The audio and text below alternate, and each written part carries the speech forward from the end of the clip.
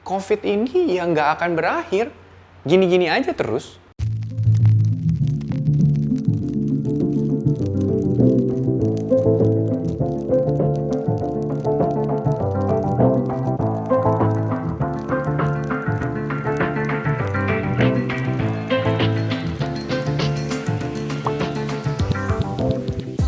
Halo Millennials, kembali lagi di video YouTube kita hari ini bersama saya Dr. Gary.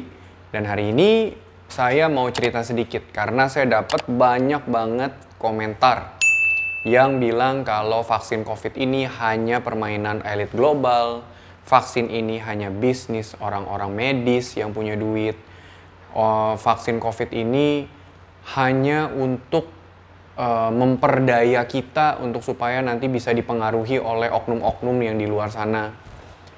Kalau Millennials ingat, saya juga pernah cerita kalau misalnya pertama kali di Indonesia adanya hanya vaksin Sinovac.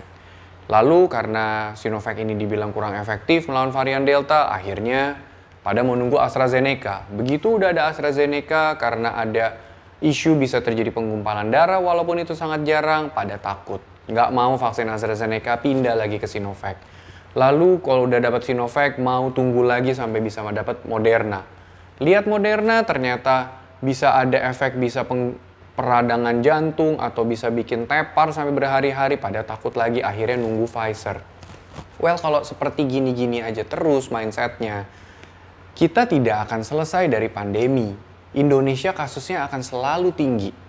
Sekarang mungkin turun, mungkin PPKM berhasil, sehingga kasusnya mulai rendah. Tapi begitu nanti akan ada hari libur, ada hari raya, kasusnya akan naik lagi. Jadi COVID ini ya nggak akan berakhir, gini-gini aja terus. Dan makin banyak orang-orang yang pasti nanti akan merasa nggak tahan lagi dengan semuanya ini. Dan mungkin Millennials pun juga udah menjalani ini selama 1,5 tahun dan mungkin sudah merasa seperti itu.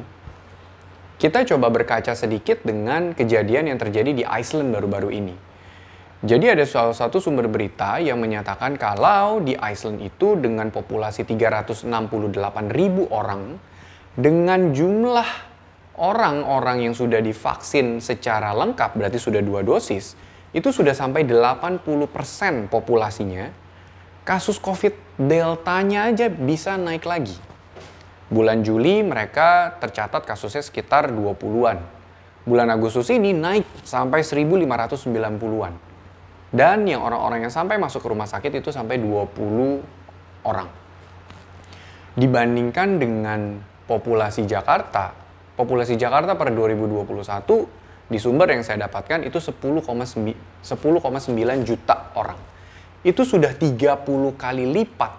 Satu kota Jakarta itu 30 kali lipat lebih banyak daripada satu negara Iceland. Dan jumlah orang-orang yang divaksin itu saja tidak sebanyak yang ada di Iceland.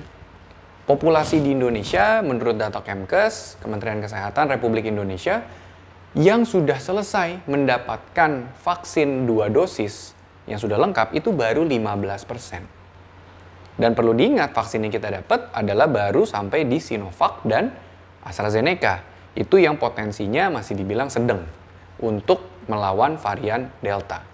Di Iceland, mereka tuh sudah lakukan vaksin Pfizer, Moderna, AstraZeneca, Johnson & Johnson, yang dimana vaksin-vaksin ini memang punya potensi atau punya kadar proteksi yang paling tinggi yang ada di saat ini. Yang sudah 80% penduduknya divaksin, dengan jumlah penduduknya yang hanya 368.000 saja, kasus COVID-nya naik banget. Gimana dengan yang di Indonesia, yang baru 15% dari 270 juta orang. Ya makanya saya bilang, ya COVID gini-gini aja terus, gak akan kemana-mana. Dan semakin banyak orang-orang yang punya pemikiran yang tidak mau untuk dapat vaksin COVID, karena punya pemikiran, ngapain disuntik vaksin, malah kena efek samping, malah yang ada mungkin mereka masih percaya kalau vaksin COVID bisa menyebabkan banyak orang yang meninggal, bisa juga orang-orang yang sudah ngerasa udah divaksin masih bisa kena lagi, mereka tuh jadi kayak punya pemikiran jadi males untuk vaksin. Sekarang pilihannya cuma tinggal 2. Semua orang itu pasti akan terpapar COVID. Belum tentu terkena ya, pasti terpapar COVID semua orang. Apakah kena atau enggak itu tergantung antibodi. Jadi pilihannya adalah supaya kita bisa segera selesai dari pandemi ini, pilihannya cuma dua, yaitu terjadi herd immunity dengan cara semua orang kena atau semakin banyak orang yang divaksin. Kalau kita kena COVID, memang belum tentu berat. Tapi kan nggak ada yang tahu kondisi kita saat itu seperti apa, keganasan virusnya pada saat itu seperti apa, dan resikonya jadi jauh lebih tinggi untuk bisa sampai meninggal gara-gara kena COVID kalau belum divaksin. Beda ceritanya dengan kalau milenial sudah divaksin. Resiko untuk terjadi penyakit yang berat karena COVID lebih ringan, resiko untuk masuk rumah sakit karena COVID jauh lebih rendah, dan juga resiko meninggal dari COVID jauh lebih rendah lagi. Kita coba balik lagi deh melihat vaksinasi yang dilakukan untuk anak-anak kita. Misalnya vaksin campak, apakah dokternya pernah bilang, ibu kalau anaknya divaksin campak, anak ibu 100% tidak akan kena campak? Nggak pernah ada yang seperti itu. Ibu kalau anak ibu divaksin cacar air, pasti anak ibu tidak akan kena cacar air. Tidak pernah ada yang ngomong seperti itu.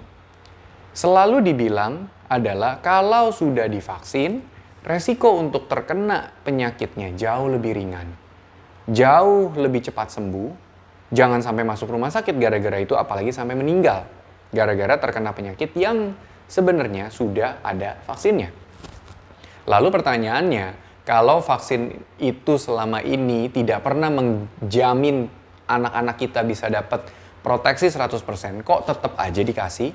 Kok tetap aja dilakukan? Lalu apa bedanya dengan vaksin COVID yang saat ini ada?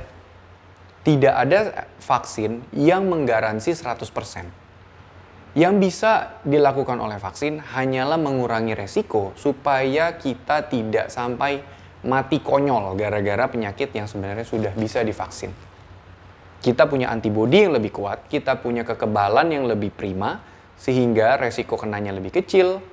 Apalagi juga yang penting ini adalah resiko kita untuk menularkan ke orang-orang yang kita sayangin juga jauh lebih kecil. Itu tujuan utama vaksin. Kalau misalnya kita berharap vaksin bisa mengakhiri pandemi, nggak mungkin.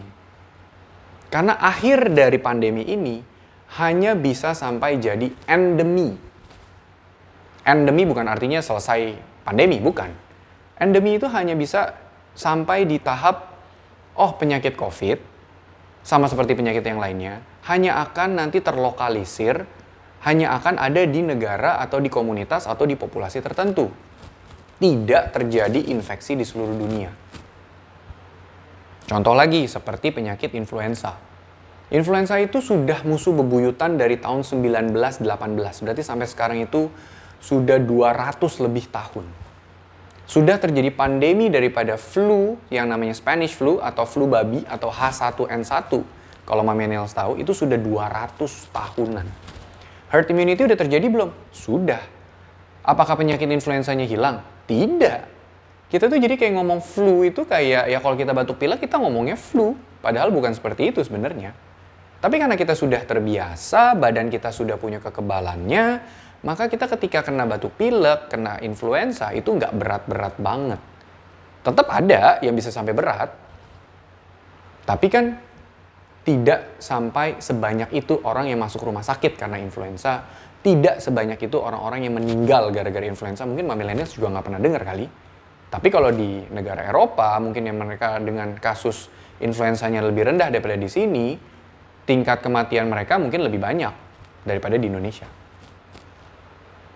Oke, intinya adalah pandemi ini hanya bisa berakhir sampai yang namanya endemi. COVID akan tetap ada, COVID-nya nggak akan berakhir. Yang kita harapkan adalah jangan sampai kena yang berat, jangan sampai masuk rumah sakit, jangan sampai meninggal gara-gara COVID. Harapannya adalah COVID hanya akan kita treat sebagai influenza.